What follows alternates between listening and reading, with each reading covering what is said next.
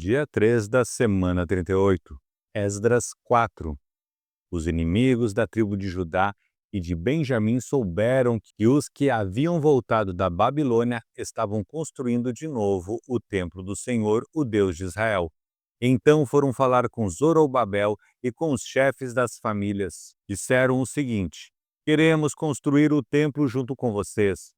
Nós adoramos o mesmo Deus que vocês e temos oferecido sacrifícios a ele desde o tempo de Esaradom, rei da Síria, que nos mandou morar aqui. Porém, Zorobabel, Josué e os outros chefes das famílias israelitas responderam: não precisamos que vocês nos ajudem a construir um templo para o Senhor nosso Deus. Nós vamos fazer isso sozinhos, como Ciro, rei da Pérsia, mandou. Então, a gente daquela região fez tudo para desanimar os israelitas e para pôr medo neles, a fim de parar a construção. Além disso, deram dinheiro a certos funcionários do governo para que estes atrapalhassem os planos dos israelitas. E os inimigos fizeram isso durante todo o tempo em que Ciro foi rei da Pérsia, até o reinado de Dario, rei da Pérsia. No começo do reinado de Xerxes, os inimigos escreveram uma acusação contra os moradores de Judá e de Jerusalém. Bislã, Mitredate, Tabeel e os seus companheiros escreveram uma carta a Artaxerxes, rei da Pérsia. A carta foi escrita em aramaico e traduzida para a língua persa. Reum, que era o governador, e Sinzai, o escrivão, também escreveram uma carta ao rei Artaxerxes contra os moradores de Jerusalém. A carta dizia: esta carta é enviada por Reum, o governador, e Sinzai, o escrivão, junto com os seus companheiros, os juízes e todos os outros funcionários que são naturais de Ereque, da Babilônia e de Suzã, na terra de Elão, e junto com os outros povos que o grande e poderoso Assurbanipal tirou dos seus países e levou para morar na cidade de Samaria e no resto da província do Eufrates Oeste.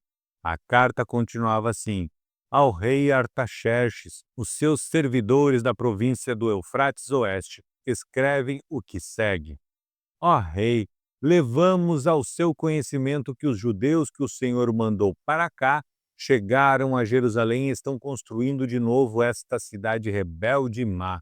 Já começaram a levantar as muralhas e logo vão acabar esse trabalho. É bom que o rei também saiba que, se essa cidade for reconstruída e se as suas muralhas forem levantadas de novo, essa gente não vai querer pagar nenhum imposto nem taxas, e por causa disso, o rei terá muito prejuízo. Como nós somos seus servidores, não queremos que o Senhor fique prejudicado. Por isso, sugerimos que o Senhor mande fazer uma investigação nos arquivos dos seus antepassados. Se fizer isso, descobrirá que Jerusalém é uma cidade rebelde e que, desde os tempos antigos, ela tem dado trabalho aos reis e aos governadores das províncias. Em outros tempos, tem havido revoltas nela, e por isso ela foi destruída. Portanto, ó rei, nós estamos certos de que, se essa cidade for construída de novo, e se as suas muralhas forem consertadas, o Senhor não poderá mais controlar a província do Eufrates Oeste. Então o rei Artaxerxes mandou a seguinte resposta: a Reum, o governador, a Sinzai, o escrivão, e aos seus companheiros que vivem em Samaria e no resto da província do Eufrates Oeste. Saudações. A carta que vocês mandaram foi traduzida para a língua persa e lida para mim. Então mandei que fizessem uma investigação e descobri que, desde os tempos antigos, Jerusalém tem se revoltado contra a autoridade do rei e que ela sempre esteve cheia de rebeldes e de criadores de casos. Reis poderosos reinaram ali e governaram toda a província do Eufrates Oeste, e o povo lhes pagava impostos e taxas. Portanto, deem ordens para que parem as obras. Essa cidade não será construída de novo enquanto eu não mandar.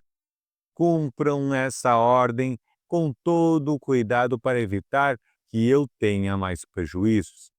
A carta do rei Artaxerxes foi lida para Reum, para Sinzai e para os seus companheiros.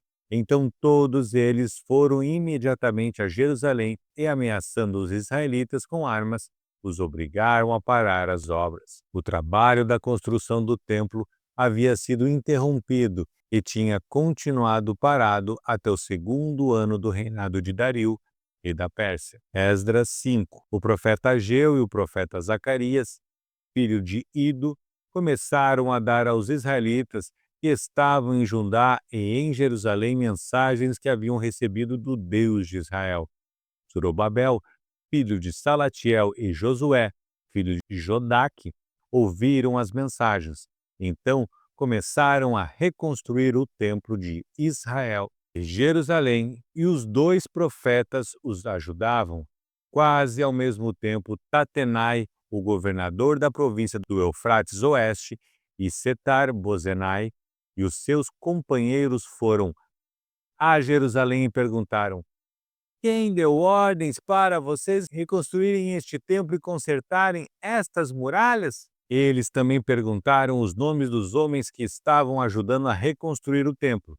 Mas Deus estava protegendo os líderes israelitas e, por isso, os oficiais persas resolveram não fazer nada enquanto não escrevessem sobre aquele assunto ao rei Dario e recebessem uma resposta. O relatório que Tatenai e Setar-Bozenai e os seus companheiros mandaram ao rei foi este: ao rei Dario, que o Senhor governe em paz. Levamos ao seu conhecimento que fomos à região de Judá e vimos que o templo do grande Deus está sendo construído com enormes blocos de pedra e que as vigas de madeira estão sendo colocadas nas paredes. O trabalho está sendo feito com muito cuidado e a obra está indo depressa. Então nós perguntamos aos líderes do povo quem lhes tinha dado ordem para reconstruir o templo e as muralhas. Também perguntamos os seus nomes para que pudéssemos informar ao Senhor sobre quem são os chefes do trabalho. Eles responderam: nós somos servos do Deus do céu e da terra. Estamos reconstruindo o templo que um grande rei de Israel construiu e terminou há muito tempo. Porém, os nossos antepassados fizeram o Deus do céu ficar irado, e por isso ele deixou que fôssemos conquistados por Nabucodonosor, rei da Babilônia, que era natural da Caldeia. O templo foi destruído e o povo foi levado para a Babilônia. Mas no primeiro ano do reinado de Ciro, como rei da Babilônia, ele mandou que o templo fosse reconstruído. Também devolveu as vasilhas de ouro e de prata que o rei Nabucodonosor havia tirado do templo de Jerusalém e colocado no templo de Babilônia. O rei Ciro devolveu essas vasilhas a um homem chamado Sesbazar, que ele havia nomeado governador de Judá. O rei mandou que Sesbazar as levasse de volta para o templo de Jerusalém. Mandou também que reconstruíssem o templo no mesmo lugar do primeiro. Então Sesbazar veio e colocou os alicerces do templo. A construção continuou desde aquela época até agora, mas ainda não terminou.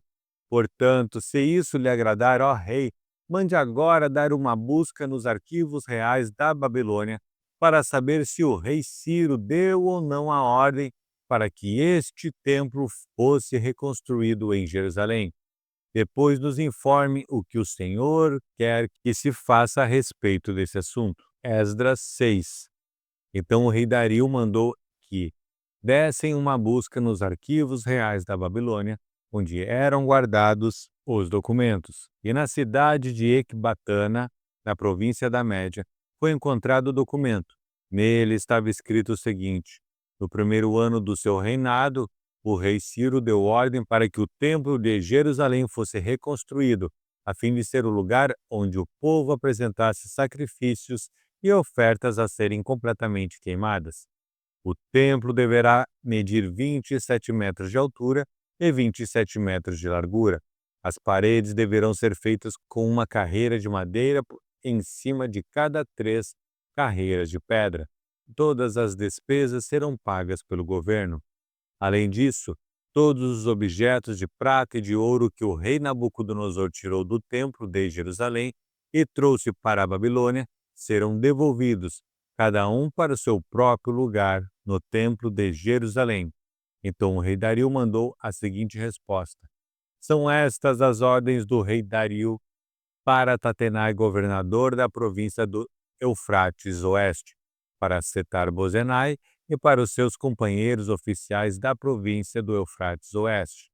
Afastem-se do templo e não proíbam a sua construção. Deixem que o governador de Judá e os líderes israelitas reconstruam o templo de Deus no lugar onde ficava e que foi destruído. Por meio desta carta, ordeno que vocês os ajudem na construção. As despesas serão pagas imediatamente para que a obra não pare. O dinheiro para isso será tirado do Tesouro Real, isto é, dos impostos recebidos na província do Eufrates Oeste. Deem aos sacerdotes de Jerusalém todos os dias, sem falta, tudo o que eles disserem que precisam, bois novos, carneiros e carneirinhos, para serem completamente queimados como ofertas ao Deus do céu, e deem também trigo, sal, vinho e azeite. E isso será feito para que assim eles ofereçam sacrifícios que agradem ao Deus do céu e orem pedindo as suas bênçãos para mim e para os meus filhos. Se alguma pessoa desobedecer a essa ordem, ordeno também que vocês atravessem o seu corpo com uma viga pontuda, tirada da sua própria casa. Depois finquem a viga no chão. Além disso, derrubem a sua casa e a façam virar um montão de entulho. E Deus, que escolheu Jerusalém como lugar onde deve ser adorado, acabe com qualquer rei ou nação que desobedecer a esta ordem e tentar destruir o templo de Jerusalém. Eu, Dario, dei esta ordem, que ela seja obedecida em tudo. Então o governador Tatenai, Setar-Bozenai e os seus companheiros fizeram exatamente o que o rei tinha ordenado. Os líderes israelitas progrediram na construção do templo, animados pelas mensagens do profeta Ageu e do profeta Zacarias, filho de Lido. Eles terminaram o templo, conforme as ordens do Deus de Israel e de Ciro, Dario e Artaxerxes, reis da Pérsia. Acabaram a construção do templo no dia 3 do mês de Adar, no 6º ano do reinado de Dario. Então, o povo de Israel, isto é, os sacerdotes, os levitas e todos os outros que haviam voltado da Babilônia fizeram a inauguração do templo, dedicando-o com alegria à adoração de Deus. Para essa dedicação, eles ofereceram 100 touros, 200 carneiros e 400 carneirinhos como sacrifício e 12 bodes como oferta para tirar pecados, um bode para cada uma das tribos de Israel. Também fizeram uma escala dos sacerdotes e dos levitas para os serviços do templo de Jerusalém, de acordo com as instruções escritas no livro de Moisés. O povo que havia voltado do cativeiro da Babilônia comemorou a festa da Páscoa no dia 14 do primeiro mês. Todos os sacerdotes e levitas tinham se purificado e estavam puros. Eles mataram os animais para os sacrifícios da Páscoa, em favor de todas as pessoas que haviam voltado, em favor dos seus colegas sacerdotes e também em favor de si mesmos. Todos os israelitas que haviam voltado da Babilônia comeram da carne dos sacrifícios, e todos aqueles que haviam abandonado os costumes pagãos, os povos da terra de Canaã, e tinham passado a adorar o Senhor, o Deus de Israel, também comeram. Durante 7 dias, eles comemoraram alegremente a festa dos pães sem fermento. Estavam muito contentes porque o Senhor havia feito o rei da Assíria ficar a favor deles, ajudando-os no trabalho da reconstrução do templo.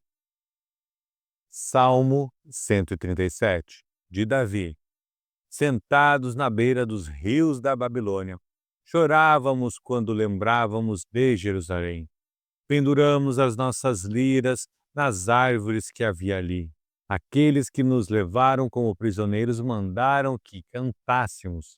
Eles diziam: cantem para nós as canções de Sião.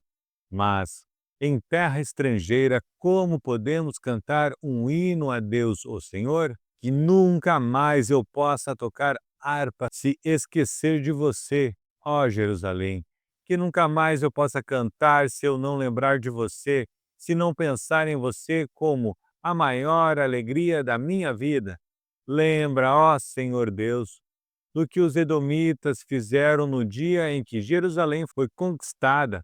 Lembra de como diziam: arrasem Jerusalém até o chão. Babilônia, você será destruída. Feliz aquele que fizer com você o mesmo que você fez conosco, aquele que pegar as suas crianças e esmagá-las contra as pedras.